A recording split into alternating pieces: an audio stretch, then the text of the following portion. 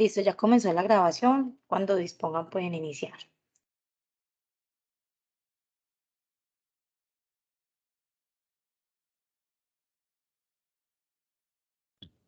Buenos días para todos.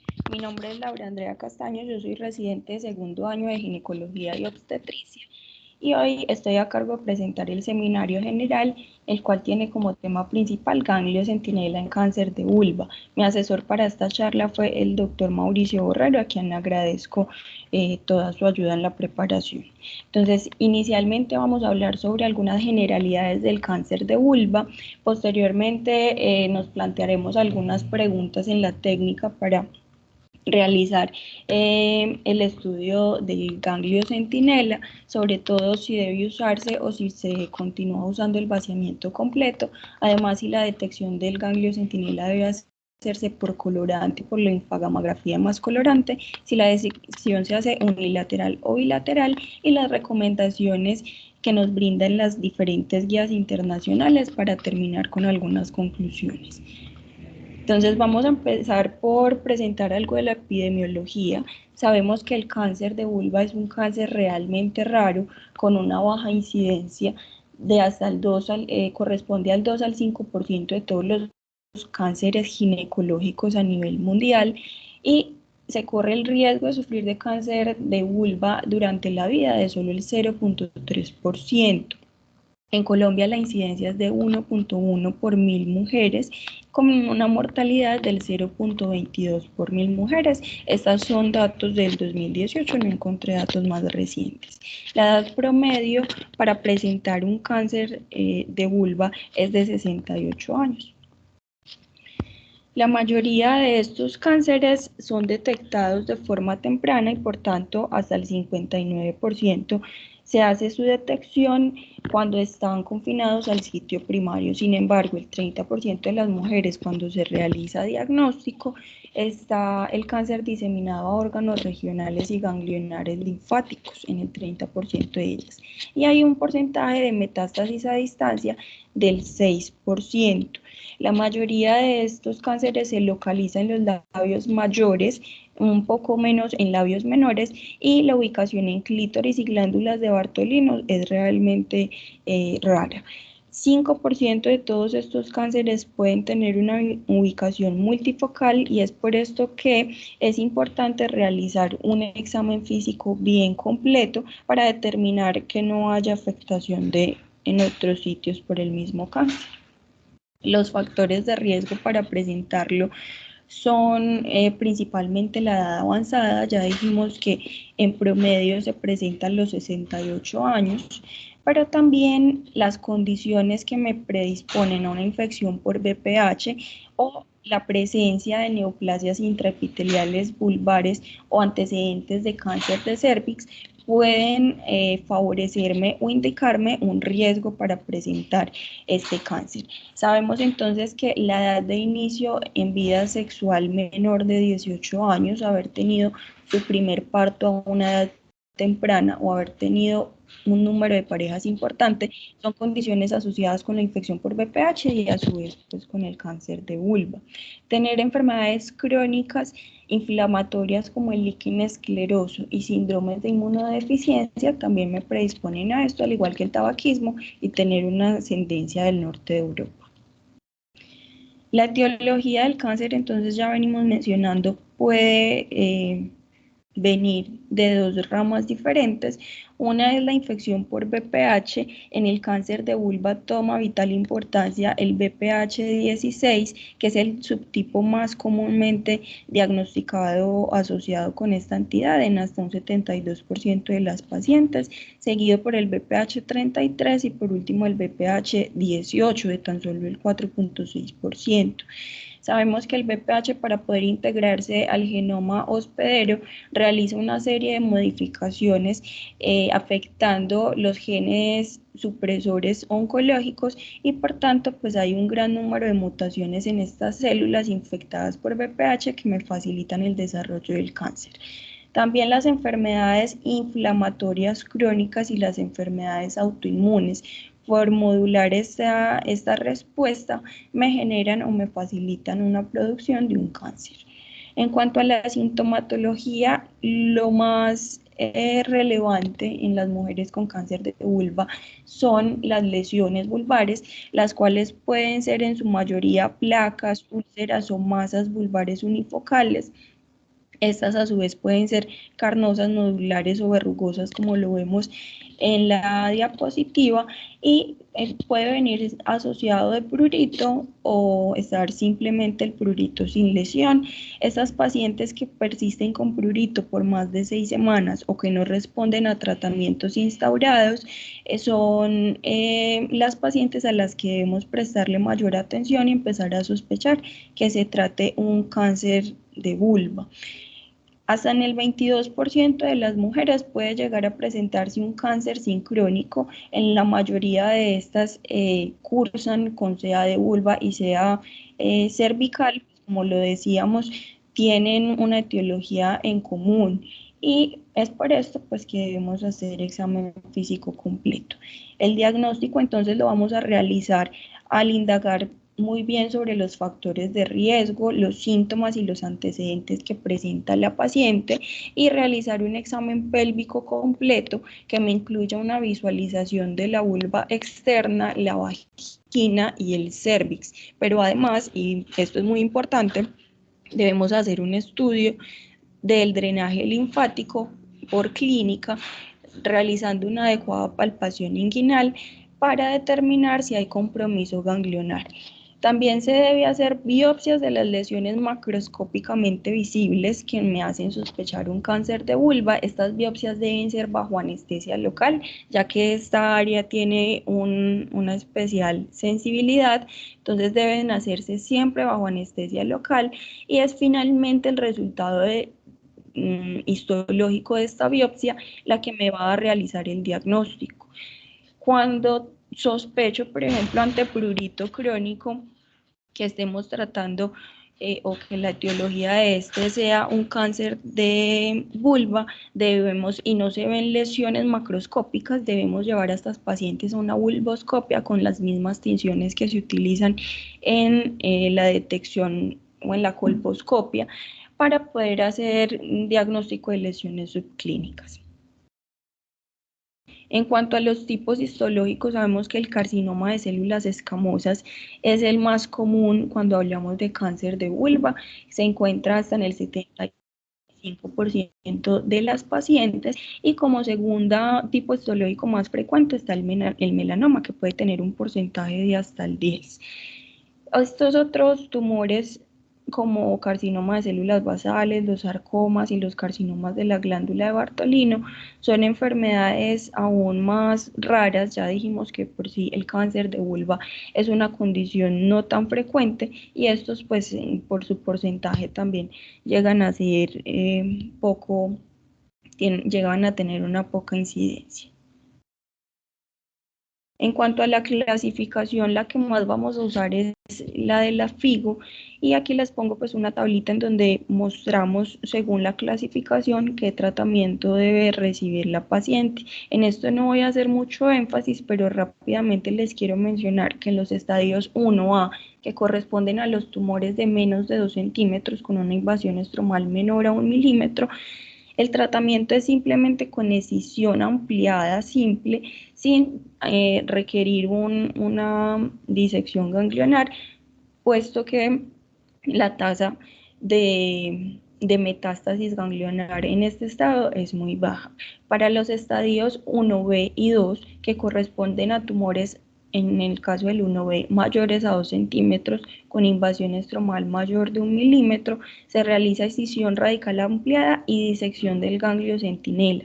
Para los estadios 2, que son tumores de cualquier tamaño, con extensión a tercio inferior de la uretra, de la vagina o del ano, pero sin compromiso ganglionar, también se realiza excisión radical ampliada más disección del ganglio centinela, o como segunda opción pudiera realizarse cirugía y radioterapia o radioterapia sola.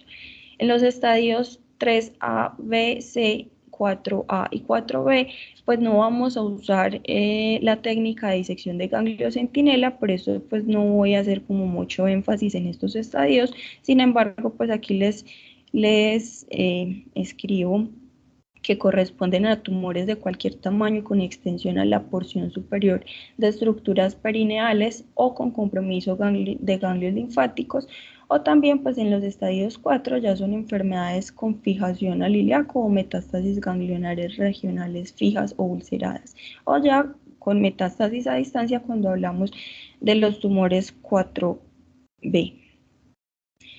Entonces, brevemente, la técnica del ganglio centinela consiste en realizar una inyección preoperatoria de un coloide radiomarcador y realizar una linfogamografía, que es la imagen número A que les muestro en esta diapositiva, en donde va a haber un mapeo de esa migración del radiomarcador hacia los ganglios linfáticos. Aquí vamos a observar entonces cuáles son los ganglios que captan primero el radiomarcador, y de estos se hace una marcación con un marcador indeleble sobre la piel de 2 a 4 horas antes de la cirugía.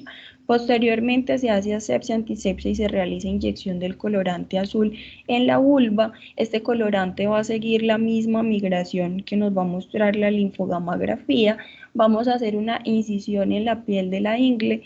Esta se hace a través de disecciones separadas en las diferentes ingles y también independiente de la lesión en la vulva.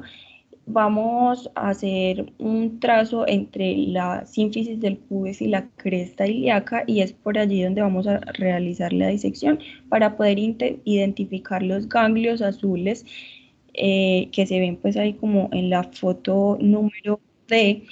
Se identifican los ganglios azules a través de su visualización directa, y con la gamma sonda, que es el instrumento que tenemos ahí también en la imagen número D, vamos a escuchar los ganglios que mayor captan este radiomarcador, o pues también lo vamos a identificar por unos números que me trae la gamma sonda, que me los muestra pues. Bueno, posterior a esto vamos a hacer la disección y la extirpación de los ganglios centinela que mayor tinte logran capturar y que también hagan una mayor pues captación del radiomarcador. Hacemos posterior a la disección hemostasia, colocamos drenes en caso de ser necesario. Sin embargo, pues en el ganglio centinela no es tan usual dejar drenes. Esto se hace más en las pacientes que son llevadas a linfadenectomía completa. Y por último hacemos el cierre subcutáneo y cutáneo de la piel. Ya sabiendo entonces la técnica, vamos a preguntarnos qué tan válido está la realización de este ganglio centinela, o si preferimos continuar usando el vaciamiento completo. Para esto entonces les traigo el estudio clásico que me responde a esta pregunta, que es el Groins-V. Este es un estudio que fue realizado en el 2008. En los años 1988, el tratamiento para el cáncer de vulva era realizar vulvectomías radicales en bloque con linfadenectomía bilateral completa.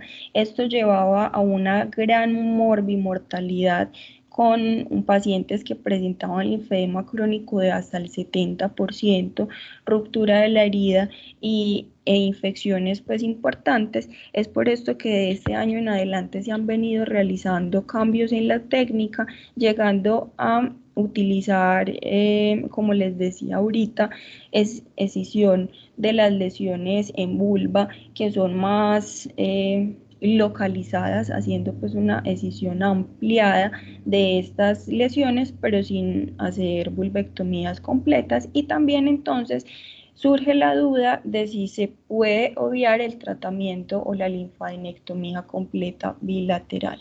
Para esto entonces este grupo de autores realiza una serie de casos multicéntricos en el país de Holanda, en donde reclutan pacientes desde el marzo del 2000 hasta junio del 2006. En total logran captar 403 mujeres que tenían un diagnóstico de cáncer de células escamosas primario de vulva en estadios T1 y T2, pero que tuvieran tumores menores a 4 centímetros, y que no tuvieran compromiso ganglionar por clínica. Estas pacientes fueron llevadas entonces a escisión de la lesión vulvar, pero además a ganglio centinela de estas encontraron que 127 tenían el ganglio centinela positivo, entonces fueron llevadas a linfadenectomía inguinal completa posterior al reporte de esta patología, mientras que 276 tuvieron ganglio centinela negativo.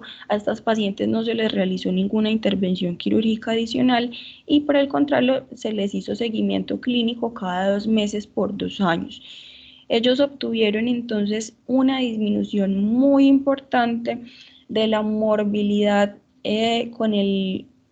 la técnica del ganglio centinela, encontrando que estas mujeres que fueron llevadas solo a disección del ganglio centinela tuvieron dehiscencia de la herida en tan solo el 11.7%, comparado con el 34% de las mujeres que fueron llevadas a linfadenectomía inguinofemoral total. Tasas de celulitis en ganglio centinela de solo el 4.5% comparado con el 21.3% de las de la linfadenectomía, y este es el cambio más importante que encontraron, que fue el linfedema crónico, con tasas de solo el 1.9% en las pacientes con disección del ganglio centinela comparado con el 25.2% en las mujeres con linfadenectomía total. Y aún más importante es que estas mujeres tuvieron tasas de recidiva local similares a pesar de que no fueron intervenidas posteriormente de forma quirúrgica. Ellos concluyen entonces que la disección del ganglio centinela es útil cuando la hace un cirujano experto. Ellos consideraban el cirujano experto a quien realizaba o había realizado más de 10 procedimientos de este tipo, de manera que a veces puede eliminar la necesidad de una disección ganglionar inguinal completa o radioterapia en pacientes con ganglios linfáticos clínicamente sanos. Posteriormente sale un seguimiento a esa cohorte que es el Groins V1. Este seguimiento se realizó hasta el 2015, o sea, tuvieron un seguimiento medio de 105 meses y ellos encontraron una tasa de recidiva local del 27% a 5 años en las mujeres y del 39.5% a los 10 años en las mujeres a quienes les hizo tratamiento primario, mientras que a las que fueron llevadas a ganglio centinela fue del 24% y del 36% respectivamente. Por tanto, ellos concluyen que la supervivencia a largo plazo es muy buena para pacientes con cáncer de vulva en etapa temprana y con un ganglio centinela negativo, y es mucho peor para las pacientes que tienen un ganglio centinela positivo. Por tanto, con esto se destaca la importancia del estado del ganglio centinela como un factor pronóstico.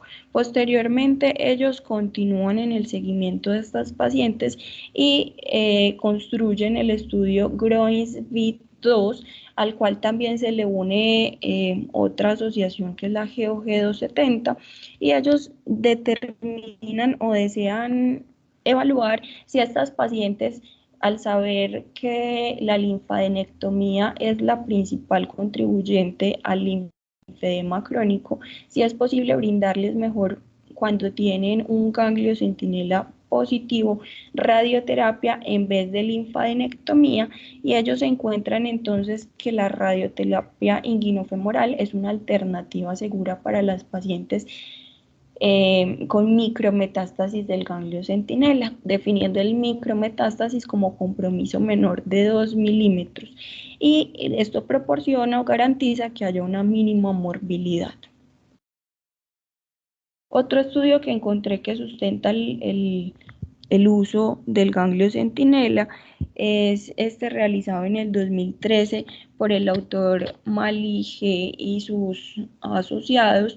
Ellos lo que realizaron fue un mapeo pues hicieron una revisión sistemática y un metaanálisis a la literatura disponible hasta esa fecha sobre la precisión del mapeo del ganglio centinela en la estadificación de los ganglios linfáticos inguinales.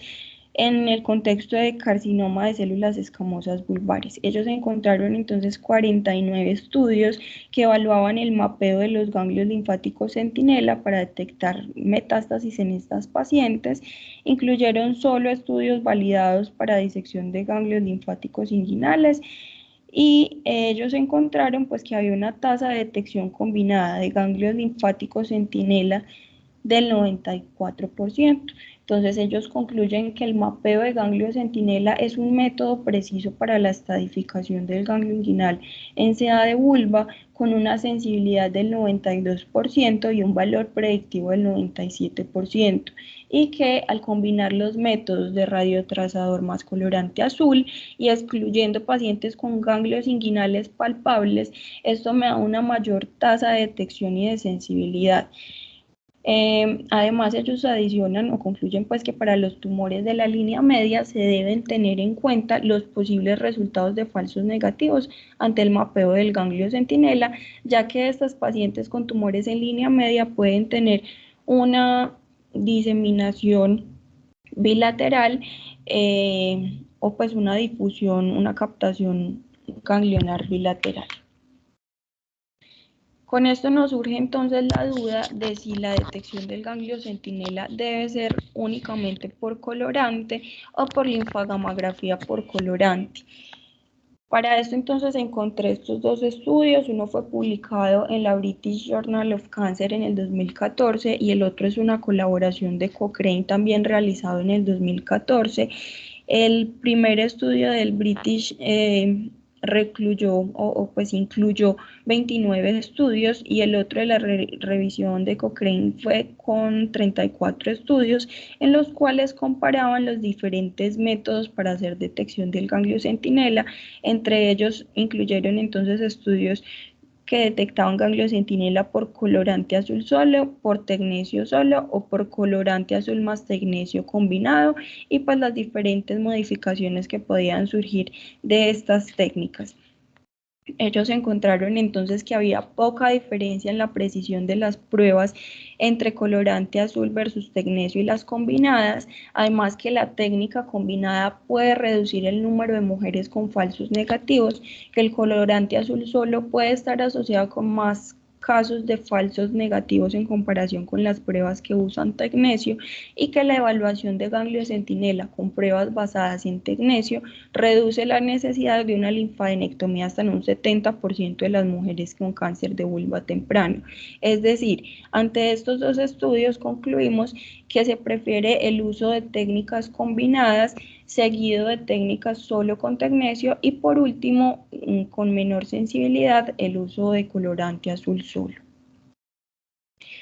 Finalmente, entonces, vamos a discutir sobre si la disección debe hacerse uni o bilateralmente, y para esto encontré el estudio de referencia GOG 173, el cual fue realizado en el 2013 por este grupo de expertos.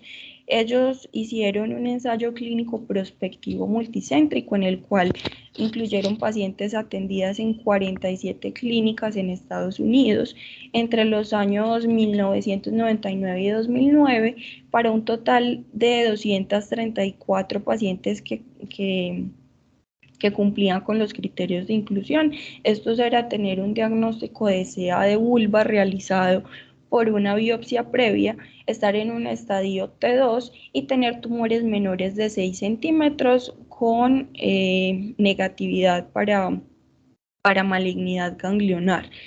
Ellos dividieron estas 234 pacientes en 3 grupos, llamaron pacientes con tumores laterales a aquellas que tenían lesiones ubicadas a más de 2 centímetros de la línea media, mujeres con tumores en línea media a aquellas que estaban pues en esta zona, ubicadas con lesiones en esta zona, y lateral ambiguo a aquellas a quienes tuvieran un tumor que se encontraba dentro de 2 centímetros pero sin afectar la línea media. Ellos realizaron entonces localización preoperatoria del ganglio centinela con colorante y con gammagrafía para planear si hacían linfadenectomía uni o bilateral, y su medida de resultado fue la detección de falsos negativos del ganglio centinela. En total entonces obtuvieron 64 pacientes con lesiones laterales, a las cuales le hicieron linfadenectomía unilateral, obteniendo que estas pacientes con lesiones laterales tenían hasta un drenaje contralateral del 22%. Mujeres con lesiones en línea media fueron 105, hasta le hicieron linfadenectomía bilateral, obtuvieron drenaje unilateral en el 30% de ellas y bilateral en el 70% de ellas, y mujeres con lesiones ambiguas fueron 65, a estas también se les realizó linfadenectomía bilateral y de ellas tuvieron un drenaje unilateral el 42%, mientras que bilateral fue el 58%. Ellos con este estudio entonces concluyen que los tumores con tamaños entre 2 a 6 centímetros pueden tener un drenaje linfático variable y ambiguo en relación con su ubicación en la línea media. Además dicen que la linfagamografía preoperatoria puede servir como una herramienta auxiliar útil en la planificación de la biopsia del ganglio centinela, que la probabilidad de drenaje bilateral detectable usando linfagamografía preoperatoria disminuye en función de la distancia desde la línea media, es decir, a medida que la lesión se encuentra más distal a la línea media, la linfagamografía preoperatoria disminuye pues su aporte, y que las pacientes con lateralización ambigua y drenaje unilateral en la gamografía pueden someterse con seguridad a biopsias del ganglio centinela unilateral, teniendo un riesgo bajo de metástasis a ganglios contralaterales con una tasa de falsos negativos de tan solo el 4.6%. Por último, entonces quiero mencionarles cuáles son las recomendaciones que hacen las diferentes guías internacionales. Entre ellas tenemos las recomendaciones de la NCCN, para la cual ellos determinan con recomendación con categoría grado 2A que los ganglios se debe hacer disección de ganglio centinela en mujeres con ganglios clínica y radiológicamente negativos, además con tumores primarios de vulva unifocales menor a 4 centímetros y que no hayan sido llevadas a cirugías vulvares previas, puesto que eso me puede alterar la captación linfática. La ESGO, que es la European Society of Gynecology Oncology, ellos determinan que antes de realizar biopsia de ganglio centinela se debe hacer un examen clínico e imágenes de las ingles para garantizar que no haya metástasis ganglionar. Esto se puede hacer con ecografía, PET-CT o con resonancia magnética. Además recomiendan realizar ganglio centinela en pacientes con cáncer unifocal con tamaños de tumor menor a 4 centímetros, sin ganglios inguinales sospechosos, con una recomendación grado B. Dicen que también se debe hacer uso de trazador radioactivo de forma obligatoria, mientras que el colorante azul es una medida opcional, y que se debe usar linfagamografía para identificar de forma preoperatoria la ubicación y el número de ganglios linfáticos centinela, con una recomendación grado C. También dice que se debe hacer evaluación intraoperatoria y o congelación para prevenir un segundo procedimiento quirúrgico posterior a la detección del ganglio centinela, y que este estudio por congelación debe hacerse con precaución, puesto que puede llevarnos a un mayor riesgo de perder micrometástasis en la patología final.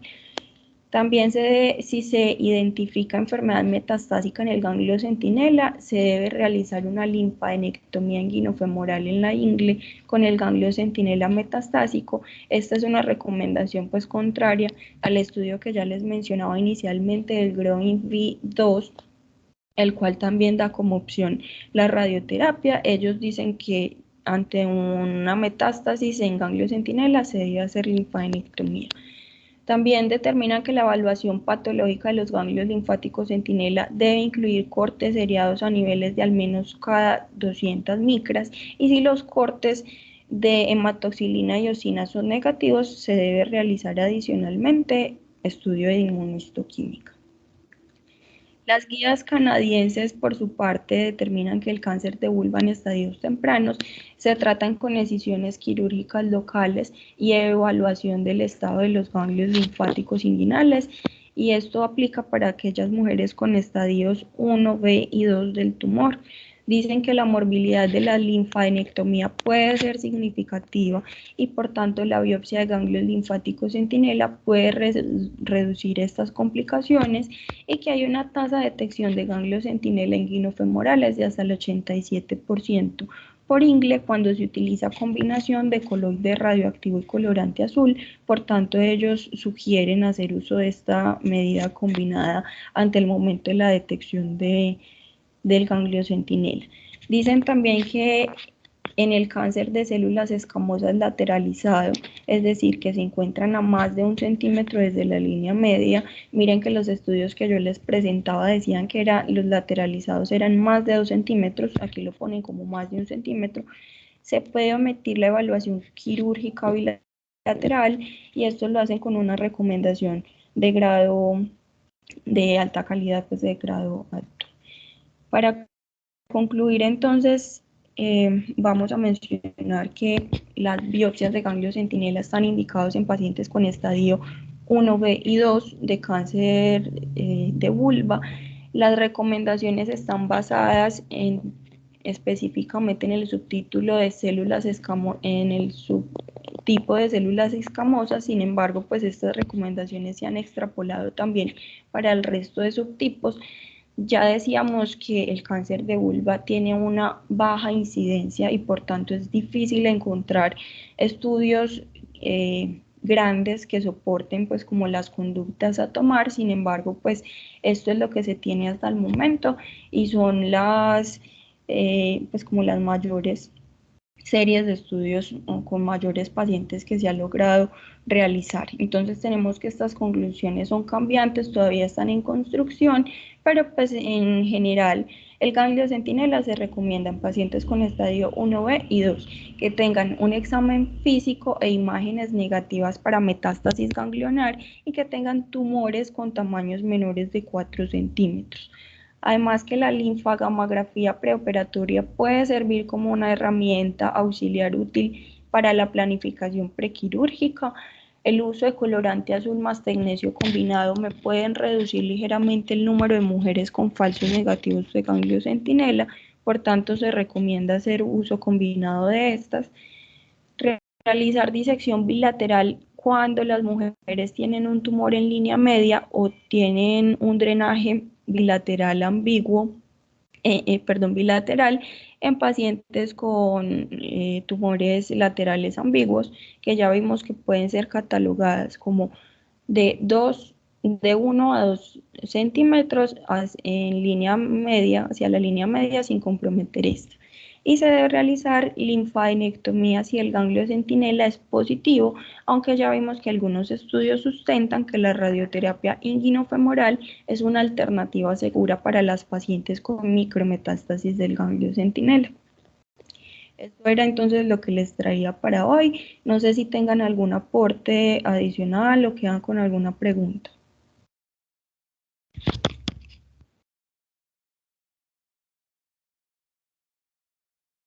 Empiezo brevemente, doctora Laura, con dos aclaraciones.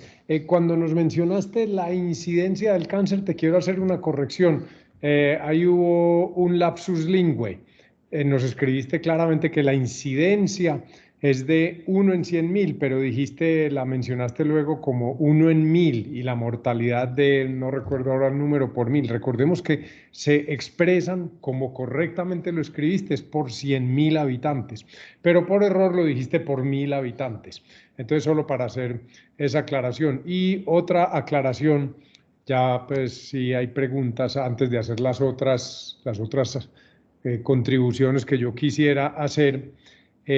Canadiense es con S, los gentilicios son todos con S. Se te fue ese canadiense con C. Entonces, esas pequeñas observaciones. Ahora sí, las preguntas de los asistentes. Yo quisiera hacer unos comentarios finales. Pienso que hiciste una revisión muy buena. Es un tema que es difícil es difícil por la razón que expusiste. Primero, pues si dentro de los asistentes hay preguntas o aportes para hacer, antes de yo proceder a mis comentarios. Sí, Mauricio, buenos días y buenos días a todos. Laura, pues me parece bien la revisión, estuvo en términos generales bien. Quería como mencionar como la importancia de una adecuada caracterización de los ganglios de una paciente con cáncer de vulva, porque cuando se hace una adecuada caracterización, pues tenemos la información, obviamente, de si hay o no compromiso ganglionar, lo cual impacta muy significativamente el pronóstico de las pacientes, porque un ganglio positivo marca el pronóstico de la enfermedad. Cuando la enfermedad tiene ganglios negativos, estamos hablando de supervivencias por encima del 70% y en estados tempranos de la enfermedad, 90% podría ser. Pero cuando un ganglio es positivo, esa supervivencia se baja a 50% o menos, o sea, el impacto es dramático. Lo mismo que cuando ocurre una recaída de la enfermedad a nivel ganglionar, la supervivencia cae dramáticamente. Entonces, ese ha sido siempre el miedo con el ganglio centinela, que no se me pasen pues que no tenga yo falsos negativos, ¿no? Es decir, que tenga unos ganglios positivos que nunca identifiqué. Ese es, digamos, el peligro fundamental. Sin embargo, con la información que tenemos hoy día, digamos, ya podemos con bastante tranquilidad hacer ganglios centinelas, siempre a mi gusto con la doble marcación, o sea, con la marcación con el radiocoloide y con la tinción con el azul, porque ayuda mucho a hacer la identificación del ganglio. Son espacios pequeños, encontrar los ganglios a veces no es fácil, el drenaje no necesariamente es tan ordenado y la sonda nos dice por dónde buscar y el azul nos ayuda a identificar. He tenido casos de ganglios centinelas que se encuentran, por ejemplo, debajo de la vena safena y uno tiene la sonda pitando, dice aquí está, aquí está, aquí está, pero no lo ves, ¿es cierto? Hasta que no levantas la vena no lo encuentras, o sea, hay cosas así y si ese ganglio está positivo y lo dejas allí, pues ya el pronóstico de la paciente lo echamos a perder, ¿es cierto? Entonces, reforzar la idea de que esa doble tinción es tremendamente importante. Obviamente es mucho mejor con el radiocoloide que pues solo radiocoloide contra solo azul, pero la combinación definitivamente es mejor y no tendríamos por qué evitar hacer eso. Por lo demás, creo que la revisión estuvo buena y bueno, cada día estamos haciendo un poco más ganglios, centinelas. Ser experto en esto es difícil porque es una enfermedad poco frecuente. Sin embargo, estas cosas vienen por rachas, ¿no? O sea, casualmente en esta rotación de Laura en los últimos 2 meses hemos tenido 5 casos de pacientes con cáncer de vulva operadas con centinela, ¿no? Entonces, vienen rachas y de repente deja uno de operar estas cosas por 1 año o 2 y después viene otra racha y así. Es difícil llegar a tener una gran experticia, por eso se debe uno ayudar de todas las herramientas que tiene disponible. Muy bien, muchas gracias, doctor Córdoba. El doctor Luis Javier Castro tiene la mano levantada. Adelante, doctor Castro, bienvenido. Gracias, Mauricio. Felicitaciones a Laura por su excelente revisión. Tengo como unas inquietudes para plantearles. La primera, ¿qué relación existe entre esas grandes lesiones de la vulva, esos condilomas gigantes y el cáncer de vulva en pacientes, por ejemplo, trasplantados renales y diabéticos, en general inmunosuprimidos?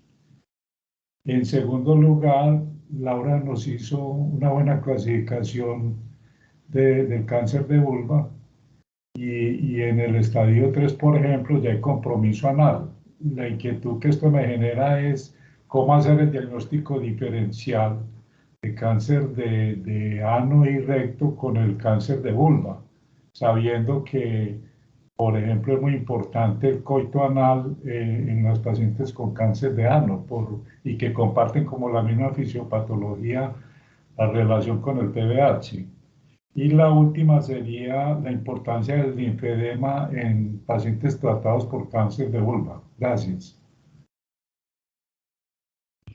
Bueno, profe, pues para dar respuesta a la primera pregunta, que era pues como la relación de estos condilomas grandes en mujeres con trasplante renal, pues veríamos que estas pacientes cumplen con 2 de los requisitos o pues de las etiologías que me pueden predisponer a un cáncer de vulva, ¿cierto? Que sería la infección por un VPH, que aunque sabemos que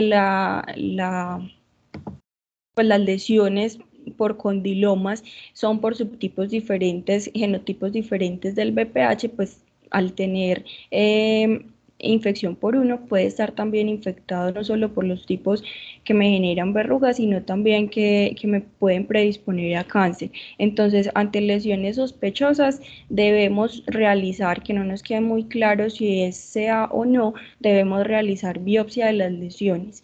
Por una parte, pues porque cumplen con uno de los requisitos para hacer el cáncer vulvar, y por otro lado, pues estas pacientes también tienen un inmunocompromiso pues de trasplante, están inmunosuprimidas, lo cual también me favorece un desarrollo de un cáncer de vulva. Entonces, pues al cumplir las dos condiciones o etiologías predisponentes al cáncer de vulva, pues tendría un mayor riesgo.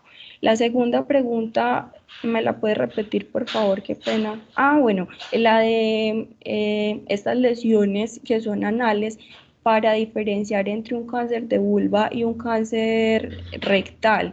Pues ante la duda debemos hacer biopsias. No es fácil diferenciar cuando son lesiones muy grandes, y ya decíamos que aunque se localizan principalmente, se encuentran, pues se hace un diagnóstico temprano con una localización pues exacta. Cuando estas lesiones aumentan en su tamaño, pues es difícil diferenciar cuál es su sitio de origen, y para esto entonces debemos hacer una clasificación histológica y apoyarnos de los estudios imaginológicos también. Y la última pregunta, si se me olvidó, ¿me la repite, por favor? La importancia del linfedema en pacientes tratados por cáncer de vulva, o la frecuencia, qué tan común es el linfedema. Ya.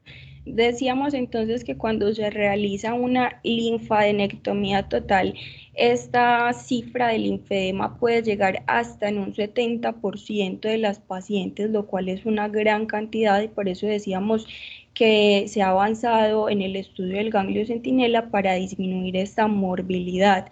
Y en pacientes con ganglio centinela, el reporte del linfedema que tenemos es como les mostraba en esta tablita de acá, que es de solamente el 1.9% del linfedema, de pacientes con linfedema. Vemos que es una disminución drástica de este porcentaje. Bueno, muy bien, Laura. Yo quisiera agregar de pronto, a ver, en cuanto a la diferenciación del cáncer de ano y de vulva. Uy, tocó usted un punto que es bien difícil, doctor Castro. Ya Laura dio ahí creo que una idea muy general. Hay que mirar, primero, la mayoría de la lesión está en la vulva o está en el ano. No es común esto, pero si uno ve que el grueso de la lesión está en la vulva y el compromiso es anal marginal, pues lógicamente vamos a hablar de un cáncer de vulva. O pues de manera, digamos, en el otro caso, cuando uno ve que el cáncer, que el tumor prácticamente ocluye el ano y que hay una extensión marginal hacia la vulva, pues hablaremos de un primario de ano. Seguramente habrá casos donde no es fácil. En este momento tenemos una paciente que empezó con cáncer de vulva y en este momento tiene cáncer en el ano, pero fue muy clara en la evolución de ella. El cáncer de vulva precedió el de ano por varios años. En esos casos uno está muy seguro que lo del ano pues sencillamente es enfermedad que se extendió dentro del mismo campo, pero primario fue uno de vulva. Ahora, si están comprometidos vulva y ano, pues uno debe hacer un tratamiento que cobije a ambos, y en esos casos es un verdadero reto. Ha habido buena respuesta con los tratamientos con neoadyuvancia con quimio o radioterapia y luego haciendo cirugías menos agresivas. Pero para concluir, hay casos en donde es difícil y uno definitivamente se va a basar primero en la evolución de la paciente, cuál apareció primero, y segundo, pues en el aspecto macroscópico, cuál de los dos órganos está comprometido de manera primordial, y en algunos casos no será posible y se tratará conjuntamente con las dos especialidades, lo hemos visto también. En cuanto al linfedema, pues ya lo dijo muy bien Laura, hasta el 70% de las pacientes con vaciamiento. Laura, en la charla quiero hacerte una corrección. Muchas veces decías vaciamiento inguinal. Hay que tener claro que el vaciamiento ganglionar en casos de cáncer de vulva es inguinofemoral. No lo podemos acortar. Yo sé que unos caen en la tentación de decir vaciamiento ganglionar inguinal, pero es inguinofemoral. El verdadero vaciamiento es inguinofemoral y se debe hacer, digamos, de esos dos grupos ganglionares, los inguinales y los femorales, si no va a ser un vaciamiento incompleto. ¿Cuál fue la otra pregunta? Bueno, en cuanto al linfedema, hay unos tratamientos innovadores. Ahí últimamente se están haciendo trasplantes de ganglios linfáticos y de vasos linfáticos con resultados alentadores. Pero el linfedema es verdad, es una de las, digamos, de las complicaciones de más difícil tratamiento en las pacientes. Todos los cánceres y bueno, y con cáncer ginecológico es algo bien lamentable. Por eso la importancia del ganglio centinela. Veo que no tenemos más manos levantadas. Yo quisiera también hacer unos comentarios. Lo otro importante, Mauricio, que había que hablar es de la inmunohistoquímica en el ganglio centinela, ¿no es cierto? Sí. En cáncer de mama, esa inmunohistoquímica se abandonó hace ya mucho rato porque se demostró que no hay un impacto de la detección de la micrometástasis en el ganglio centinela. Eso no ha ocurrido, por lo menos no aún, en la vulva, ¿no?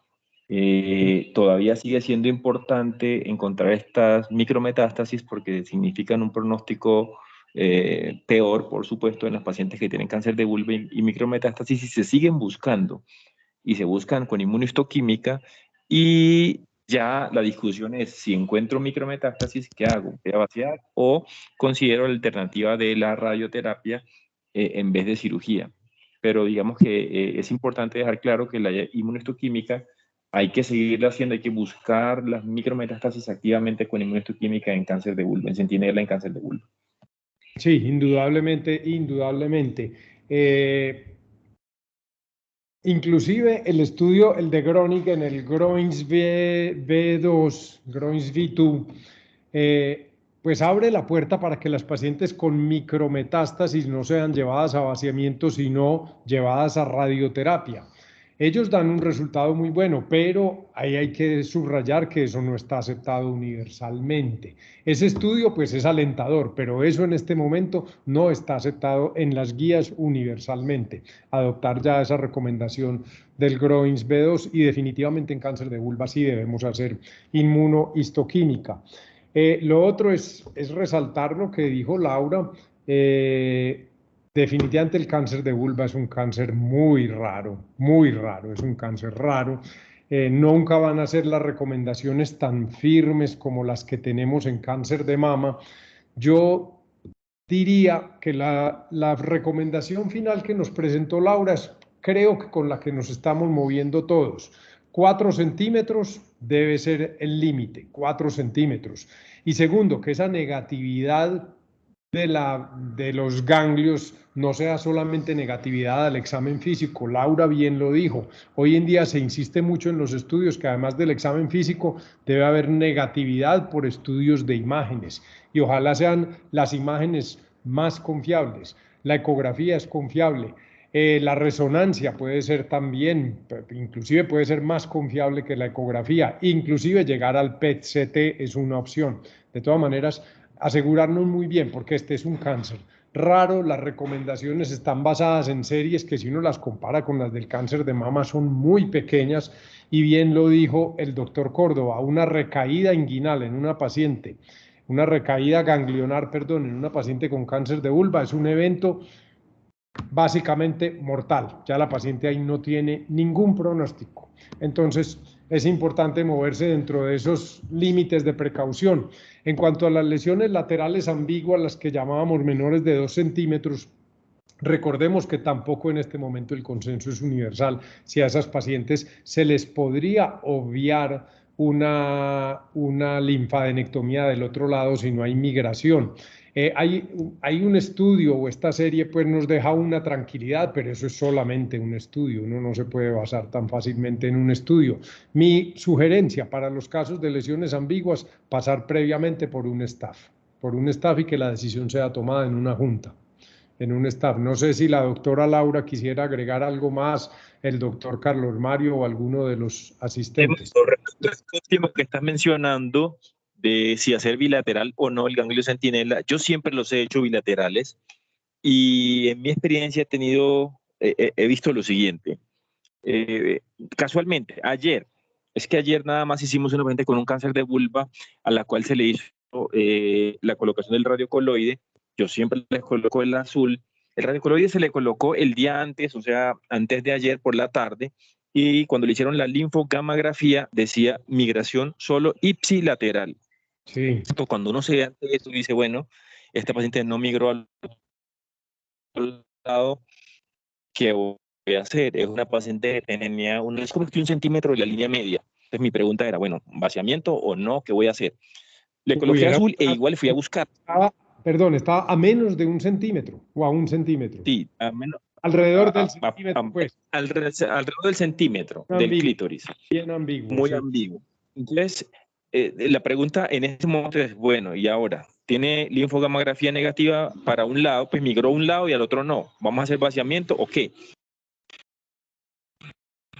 Difícil. Le colocamos el azul, no sigue a la búsqueda con la gamasonda. Yo creo que existen de todas maneras unas migraciones tardías de radiocoloide y de hecho lo pudimos evidenciar en esa cirugía, y es que cuando inyectan el radiocoloide, la migración ocurre en unas pocas horas y 2 o 3 horas después le hacen la linfogamografía para mirar a dónde migró. Pero en estos casos donde no migró inicialmente, de repente cuando llega a la cirugía sí ha migrado algo, ¿no? Y nos ayuda a identificarlo. En esta paciente logramos identificar ganglios centinelas bilaterales porque finalmente sí hubo migración un poco menos intensa contralateral, pero nos ayudó a encontrarlo la gamasonda y por supuesto también yo renunciar a la búsqueda de todas maneras del ganglio centinela lateral.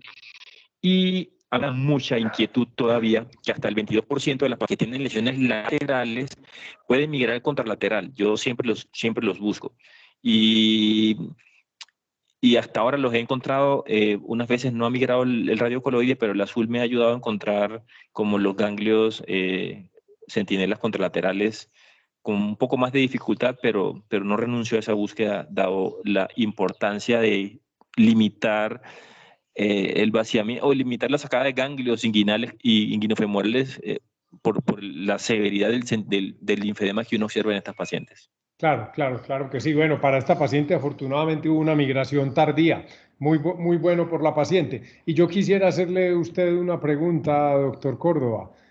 ¿Usted les está haciendo biopsia por congelación a los centinelas?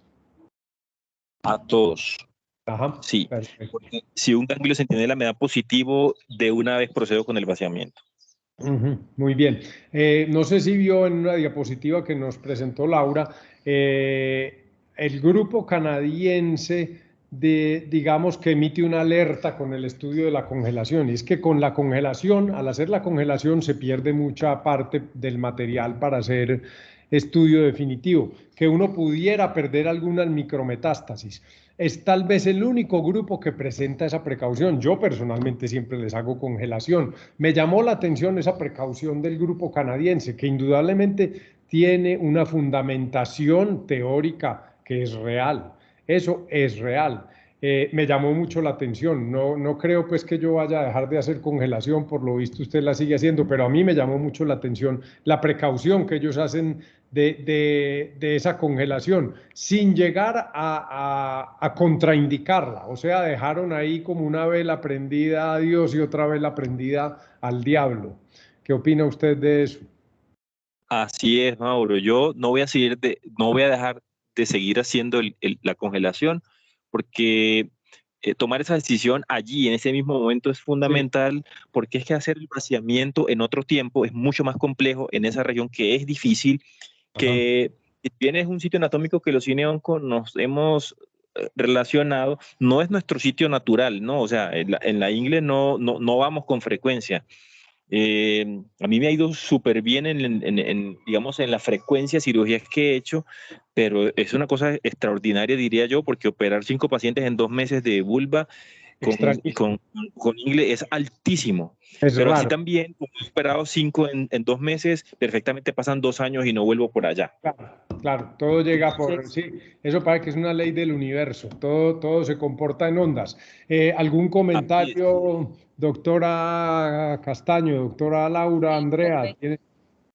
Al terminar pues la revisión del tema, encontrábamos que uno de los estudios grandes en el que se fundamenta el ganglio centinela, pues incluía pacientes con tumores menores de 6 centímetros y que podían incluir estadios hasta N1. En cuanto a esto, pues las guías internacionales hacen la recomendación, todas tres, pues las que presenté, es que el tumor sea menor a 4 centímetros y que sean N0. En cuanto a esto, ¿tenemos alguna apreciación pues adicional, profe Córdoba? Sí, bueno, dale, yo tendría un comentario. Sí. No, adelante, doctor Córdoba. Yo sigo por ahora con los 4 centímetros. Me sigue dando miedo salirme de esa evidencia que es un poco más fuerte, porque una equivocación aquí pesa mucho, ¿no? O sea, lo que acabamos de decir, o sea, si yo me equivoco, llego a tener un centinela y este centinela llega a ser un falso negativo, el pronóstico de la paciente es gravísimo, o sea, un crecimiento o una recaída ganglionar es mortal. Entonces, prefiero seguir trabajando con la información que es más fuerte, que es hasta 4. Sí, yo creo que no cabe duda, pero yo sí quisiera hacer una aclaración con ese GOG, ese es el GOG 173.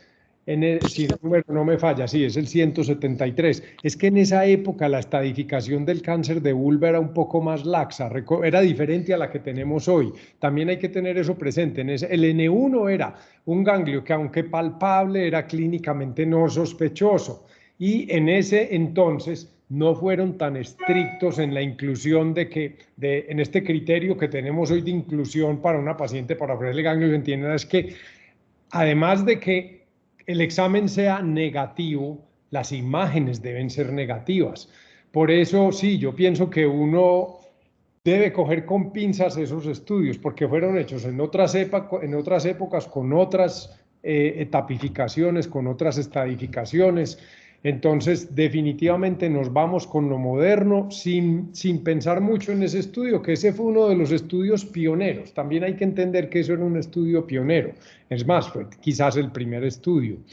Pero hay que cogerlo con pinzas y entender que sí, ese N1 hoy en día sería, pues, una paciente, si tiene un ganglio palpable, sospechoso, uno le va a hacer todos los exámenes, incluida una biopsia percutánea, antes de llevarla a cirugía.